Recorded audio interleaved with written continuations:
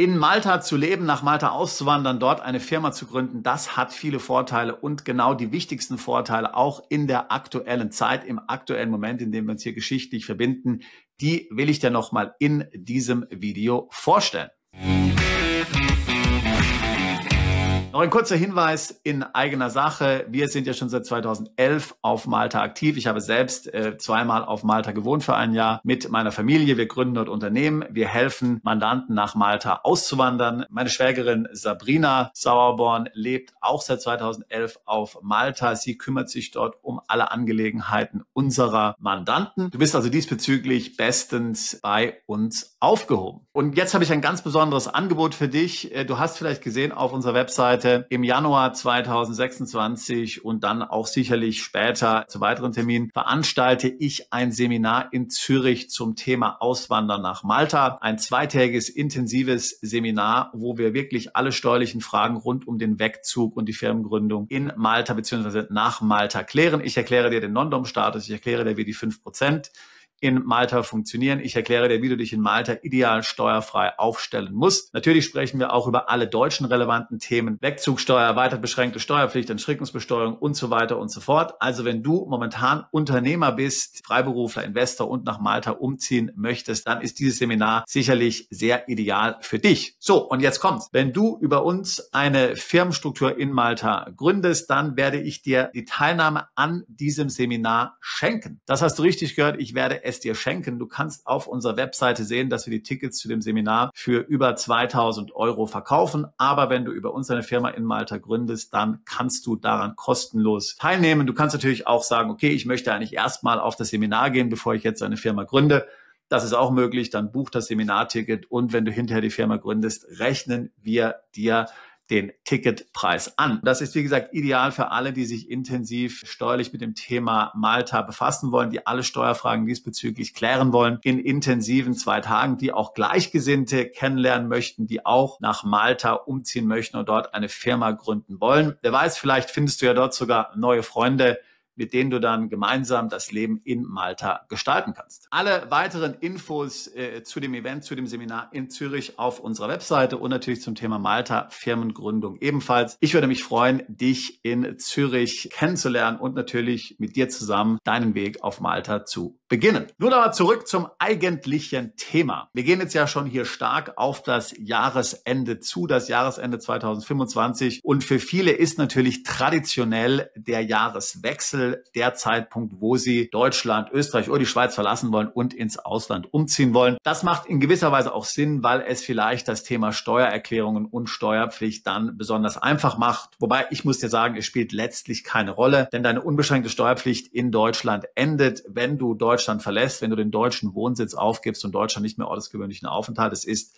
Das kann Ende des Jahres sein, das kann auch in der Jahresmitte sein. Es spielt im Grunde genommen überhaupt keine Rolle. Aber natürlich, wenn du jetzt während des Jahres umziehst, musst du noch für das ganze Jahr in Deutschland eine Steuererklärung einreichen. Du musst zwar die ausländischen Einkünfte nicht versteuern, aber du musst sie dennoch in der Steuererklärung nennen und das wollen natürlich viele nicht. Warum soll ich hier dem deutschen Staat noch mitteilen, was ich im Ausland verdiene? Das will ich nicht, da sträubt sich mir alles. Also dann musst du zum Jahresende umziehen. Und jetzt spielen natürlich viele mit dem Gedanken, nach Malta umzuziehen, aber es gibt natürlich auch einige Unsicherheit. Also wir sehen ja, was gerade in der EU passiert. Reden wir nicht mal nur über die ganz schlimmen Dinge, wie zum Beispiel den digitalen Euro und das digitale Wallet, sondern allein schon so Dinge, wie jetzt der neue Krypto-Informationsaustausch DAC8, CAF, Travel Rule und so weiter, was es dort, Mika, ja, was es dort bezüglich Krypto gibt. Eigentlich will man das ja auch nicht haben. Wenn du jetzt zum Beispiel nach Malta umziehen würdest, dann wärst du natürlich davon nach wie vor betroffen. Dann ist auch das ganze geopolitische Thema natürlich so eine Sache. Man will natürlich sich selbst schützen, gerade wenn man jetzt männlich ist und jung ist oder wenn man jetzt auch Kinder hat in dem entsprechenden Alter. Da will man möglicherweise natürlich sagen, na ja, also ich will so weit weg wie möglich, am besten ans andere Ende der Welt, vielleicht Lateinamerika. Und wenn ich jetzt dort in Malta bin, dann bin ich immer noch in Europa, innerhalb der EU. Ist das dann wirklich sicher? Das ist natürlich eine wichtige Frage. Ein anderes Argument ist, dass viele natürlich sagen, naja, Malta, das ist natürlich wunderschön, aber Hand aufs Herz, ist eine kleine Insel, ja viel, viel kleiner zum Beispiel als Mallorca, viel, viel kleiner als Zypern. In Malta bist du innerhalb von 45 Minuten überall mit dem Auto, also es ist wirklich winzig, ja. Kann ich es wirklich aushalten, dort jetzt zu leben und wie viele Tage muss ich wirklich da verbringen? wie kann das eigentlich funktionieren? Oder vielleicht hast du Familie und du fragst dich, naja, ich habe Kinder, gibt es da denn überhaupt gute Schulen? Und dann müssen die dann in so eine staatliche Schule gehen, wo sie gezwungen werden, Maltesisch zu sprechen.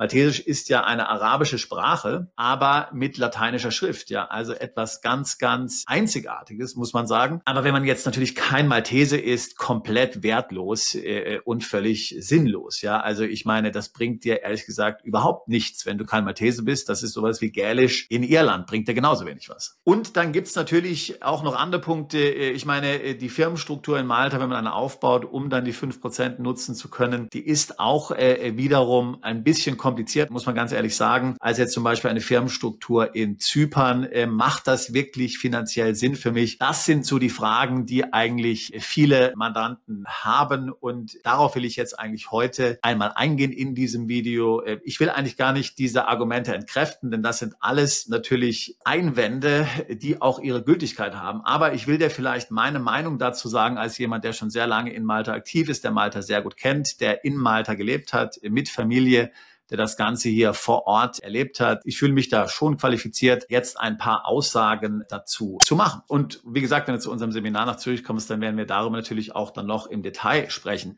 Nicht nur über die harten steuerlichen Fakten, sondern eben auch die ganzen zwischenmenschlichen, alltäglichen Dinge, die es so in diesem Land zu beachten und zu wissen gibt. Sabrina wird ja auch da sein. Sie lebt da heute mit ihrer Familie. Das heißt, sie kann dir auch dort ganz authentische Eindrücke vermitteln und Informationen geben, die du sonst nirgendwo anders findest. Also vielleicht zunächst mal zum Thema EU. Wie muss man das sehen in Malta? Malta ist definitiv EU-Mitglied, aber man muss das natürlich alles in gewisser Weise im Verhältnis sehen. Malta ist natürlich ein winziges Land, 500.000 Einwohner, das kleinste EU-Land, und Malta war immer auf eine ausländische Schutzmacht angewiesen. Im 16. Jahrhundert waren es die Ordensritter, ja, die Johanniter oder eben der Malteserorden. Das war ja ein internationaler Ritterorden, deutsche Ritter, französische Ritter, englische Ritter. Nur 700 von ihnen haben auf Malta gelebt, 700, also nicht besonders viele, aber natürlich mit einer riesigen Entourage, Knappen und so weiter hatten die dabei. Und von diesen 700 reichen Rittern hat im Grunde die gesamte Insel gelebt. Die ganze Wirtschaft war damals abhängig von diesen 700 Rittern und ihrem ausschweifenden Lebensstil. Sie haben natürlich dann erfolgreich die Moslems im 16. Jahrhundert abgewehrt, die nach einer langen Belagerung Malta nicht einnehmen konnten. Dann kamen die Franzosen, dann kamen die Engländer, und jetzt ist es eben die EU, die die Schutzmacht ist. Man muss sich da einfach arrangieren aus maltesischer Sicht. Das ist in gewisser Weise ein Pragmatismus, weil man ansonsten einfach ja komplett isoliert wäre und nicht bestehen könnte in der Welt. Das ist die Meinung der Maltesen. Wie ernst die jetzt wirklich diese EU-Regeln nehmen und wie sehr sie da wirklich mit Leib und Seele und mit voller Überzeugung dahinterstehen, das ist nochmal eine komplett andere Frage. Es geht eher so um ein pragmatisches Arrangement, eine Zweckehe, will ich mal sagen, aber jetzt natürlich keine Liebesheirat. Deshalb sind viele der EU-Gesetze gerade im steuerlichen Bereich in Malta natürlich implementiert, denn sie müssen ja in die nationale Gesetzgebung mit eingeführt werden, aber doch eher ziemlich relaxed, muss man sagen. Also es ist ja immer alles eine Bandbreite, und in vieler Hinsicht, zum Beispiel jetzt im Vergleich zu Deutschland oder zu Österreich, sind die steuerlichen Regeln dort extrem einfach und laissez-faire, will man sagen. Man findet da also den kleinstmöglichen Nenner, und das wird halt dann implementiert. Und so würde ich es auch sehen bei den ganzen EU-Maßnahmen, die nun kommen. Die müssen natürlich auch in Malta eingeführt werden, ganz klar. Wir hatten ja vorhin über den Krypto-Informationsaustausch gesprochen. Natürlich wird das in Malta kommen oder ist zum Teil ja schon implementiert. Das heißt, wenn du in Malta wohnst, dann wird es einen Informationsaustausch geben an den maltesischen Staat. Aber Auslandseinkünfte sind ja sowieso steuerfrei auf Malta. Also das heißt, die treten diese Info, die sie da bekommen vom Informationsaustausch, einfach in die Tonne. Die brauchen das nicht. Und das ist das, was ich meine. Also heutzutage sind wir eben in einer Situation als freie Bürger, dass wir mehr oder weniger der Unterdrückung gar nicht entkommen können, letztlich. Ja, natürlich, du kannst auf irgendeiner Insel im Pazifik leben. Vielleicht bist du dann wirklich frei, aber tatsächlich wird das für die meisten Menschen nicht realistisch sein. Das heißt, wir müssen uns mit einem gewissen Grad an Unterdrückung arrangieren, aber wir können uns unseren Sklaventreiber selbst aussuchen. Und da habe ich lieber einen maltesischen Sklaventreiber als einen Berliner Sklaventreiber. Das ist ja völlig klar. Jetzt kommen wir zum zweiten Aspekt, und das ist das ganze Thema geopolitische Situation. Auch hier, Malta ist in der EU, das ist ganz klar. Aber Malta hat sich eben nach dem Zweiten Weltkrieg ähnlich wie Irland stark abgekehrt von jeder militärischen Intervention. Tatsächlich war das wichtigste Thema für die Maltesen, warum sie vom UK, also von Großbritannien, unabhängig sein wollten. Sie wollten nicht mehr in die ständigen Kriege des Vereinigten Königreichs involviert werden. Ja, sie haben ja einen hohen Blutzoll dafür auch bezahlen müssen, dass sie britisch waren im Zweiten Weltkrieg. Sie wurden dort stark zerbombt von den Deutschen, schändlicherweise muss man sagen. Aber im Grunde genommen waren sie unbeteiligt, weil sie ja nur eine winzige Insel sind. Daher also ganz stark nach dem Zweiten Weltkrieg die Neutralität ausgeprägt. Man hat eine winzige Militärmacht hier. Da geht es vor allen Dingen darum, natürlich die Küsten zu sichern. Aber man ist nicht wirklich militärisch aktiv und es gibt auch nicht wirklich militärische Ziele in Malta, anders als zum Beispiel in Zypern, wo es ja noch eine sehr große britische Militärbasis gibt. Das heißt, man ist hier sehr antimilitär eingestellt und auf jeden Fall wird die Neutralität sehr ernst genommen. Und dann liegt Malta natürlich sehr weit ab vom Schuss. Es liegt ja südlich von Sizilien, zwischen Sizilien und Nordafrika. Also das heißt, während Deutschland geografisch ja sehr problematisch liegt und in Deutschland viele Kriege ausgefochten wurden, die auch möglicherweise gar nichts mit Deutschland oder deutschen Interessen zu tun haben, wird es das in Malta nicht geben. Das heißt, du bist da auf jeden Fall, meines Erachtens, auf jeden Fall sicherer, wie du fast überall sicherer bist, als du in Deutschland bist. Das muss man einfach leider so sagen. Was die Firmengründung in Malta anbelangt, da haben wir vorhin schon gesagt, ja, die maltesische Firmenstruktur ist etwas komplexer.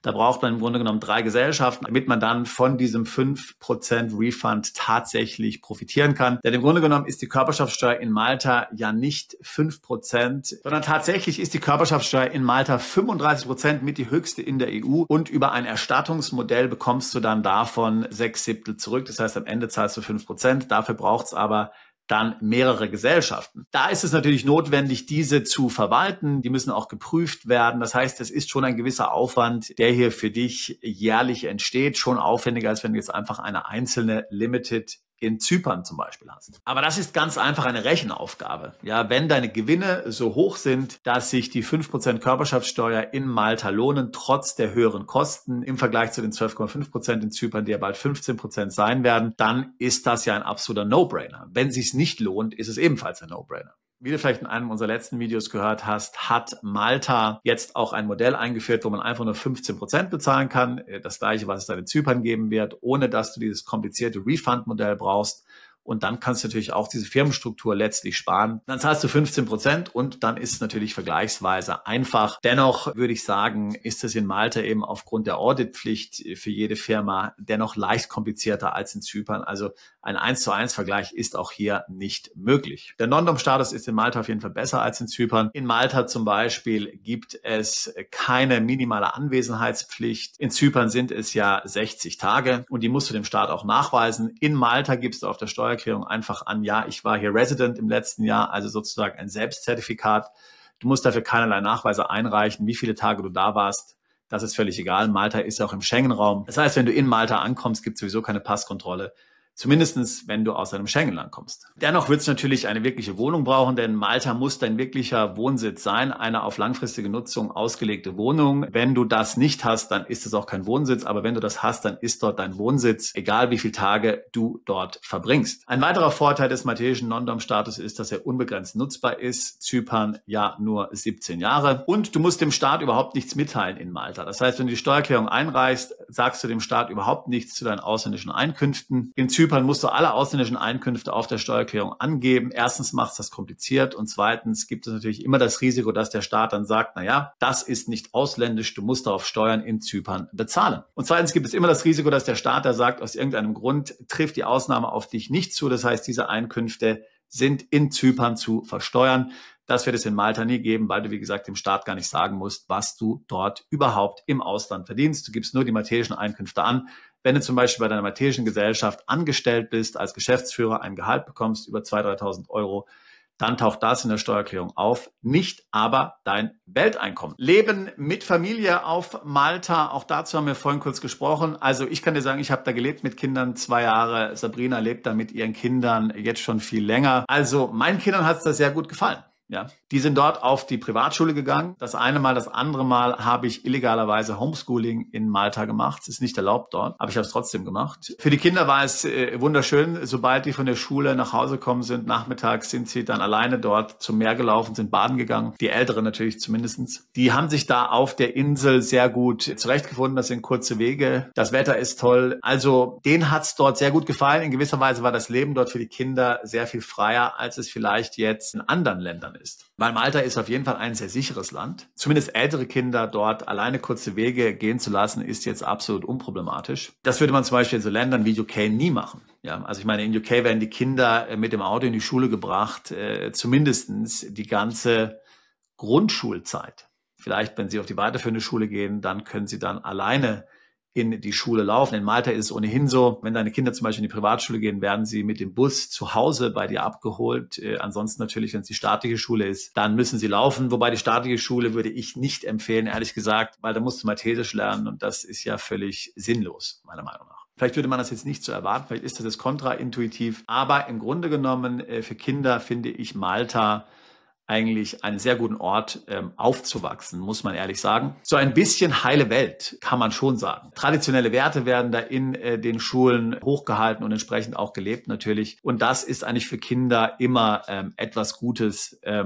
Davon können Kinder nur profitieren. Ich habe vor kurzem mit einem Mandanten gesprochen. Er ist Deutscher, hat eine russische Frau und seine russische Frau ist in Malta aufgewachsen und ist dort zur Schule gegangen. Fand ich sehr interessant. Und jetzt als Erwachsene möchte sie gerne nach Malta zurückziehen. Ganz interessanterweise ist das bei manchen meiner erwachsenen Kinder auch so.